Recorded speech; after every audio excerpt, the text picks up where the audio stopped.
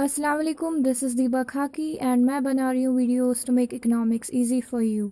हम आज सीखेंगे alternative theories to the H O model and why there is a need for these theories. H O model हम based है factor endowments पे।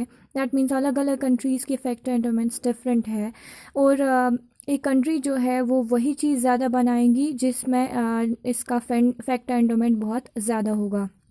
So as to produce the goods at lower prices, क्योंकि factors ज़्यादा abundance में मौजूद है तो cheap factors की वजह से कमोडिटी प्राइसेस कम हो जाएंगी and they will be competitive in the world market. ठीक है, लेकिन आजकल का ज़्यादातर trade H O model explain नहीं कर पाता है। देयर आर अदर फैक्टर्स जो बहुत सिग्निफिकेंटली ट्रेड को एक्सप्लेन करते हैं। These are economies of scale, imperfect competition and new technology. So to understand the needs for these models, we will relax some assumptions of HO model and we will see how realistic the HO model is. First factor is two commodity, two factor and two nation model. Suppose हम include करते हैं जो realistic होगा ज़्यादा, that means हम ज़्यादा commodities, factors और nations लेंगे। देखा गया है still HO model जो है वो exist करता है, बट नंबर ऑफ कमोडिटीज़ वो ज़्यादा या इक्वल होने चाहिए नंबर ऑफ फैक्टर्स के।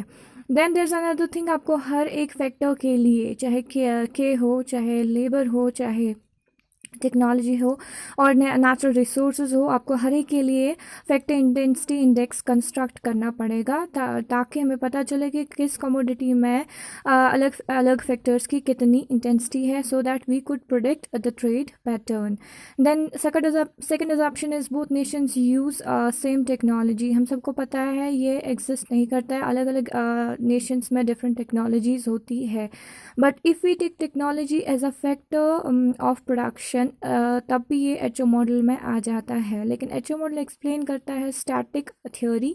अगर हमें डायनामिक मॉडल एक्सप्लेन करना हो, दैट मीन्स वो trade that will be based on technological change over time, वो एक्सप्लेन करता है technological gap and product cycle model. Third assumption is no factor intensity reversal. That means अगर एक commodity है और आप उसमें ज़्यादा लेबर इस्तेमाल करते हैं एक कंट्री में, दूसरी कंट्री में भी आप उसमें लेबर ही इस्तेमाल करेंगे। दैट मीन्स आप लेबर और कैपिटल को सब्स्टिट्यूट नहीं कर पाएंगे उतना ज़्यादा। तो अगर फैक्टर इंटेंसिटी रिवर्सल हो गया तो एच ओ मॉडल वैलिड नहीं रह जाता है। लेकिन हमने देखा है ज़्यादा एम्पेरिकल एविडेंसेस इसके फेवर में, फैक्टर इंटेंसिटी रिवर्सल के फेवर में नहीं पाया गया है। एच ओ मॉडल रिज्यूम करता है कांस्टेंट रिटर्न्स टू स्केल, लेकिन हमें पता है इंक्रीजिंग रिटर्न्स टू स्केल भी अकर होता है और जब ये होता है तो तब भी इंटरनेशनल ट्रेड अकर होता है। इनफैक्ट इकोनॉमीज ऑफ स्केल जो है takes as a separate basis for the international trade. That means अगर फैक्टर एंडोमेंट डिफरेंस नहीं भी हो तब भी इकोनॉमीज ऑफ स्केल की वजह से इंटरनेशनल ट्रेड हो जाता है। This model is explained by another model, economies of scale model, क्योंकि एच ओ मॉडल जो है that is incomplete. Then fifth option is incomplete specialisation in both Nations.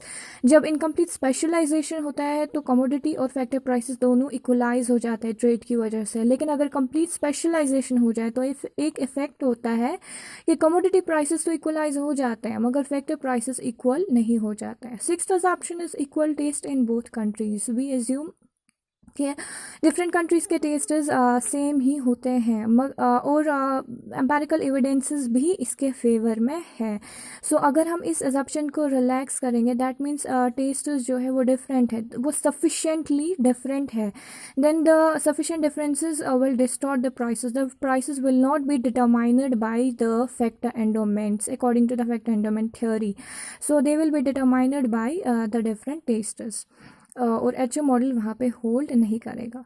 Seventh option is perfect competition. हाँ, और perfect competition का मतलब है आप homogeneous goods produce कर रहे हैं।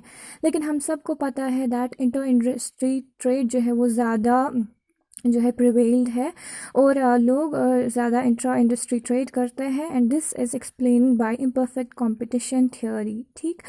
एथ option is international factor immobility. अगर फैक्टर्स जो है एक कंट्री से दूसरी कंट्री मूव करेंगे देन एच ओ मॉडल जो है इट स्टिल होल्ड्स। लेकिन क्या होगा कि ट्रेड का वॉल्यूम जो है वो कम हो जाएगा, क्योंकि इंटरनेशनल ट्रेड की वजह से जब रिलेटिव कमोडिटी प्राइस और फैक्टर प्राइस इक्वल हो जाएंगे तभी तक ट्रेड होता है और अगर फैक्टर्स मोबाइल हो जाएंगे उनकी वजह से भी प्राइसेस जो है वो इक्वलाइज हो जाएंगे.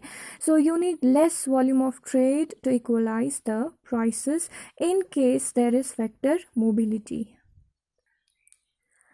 Guys, there's another assumption that there is no transportation cost. तो अगर आप transportation cost को भी include करेंगे तो क्या एच मॉडल होल्ड होगी? हाँ, एच मॉडल होल्ड होगा, मगर जो वॉल्यूम ऑफ ट्रेड जो है that will decrease and also the benefits of trade will decrease, क्योंकि आपका ज़्यादा जो बहुत सारी कमोडिटीज़ है, traded commodities, they will become the non traded commodities.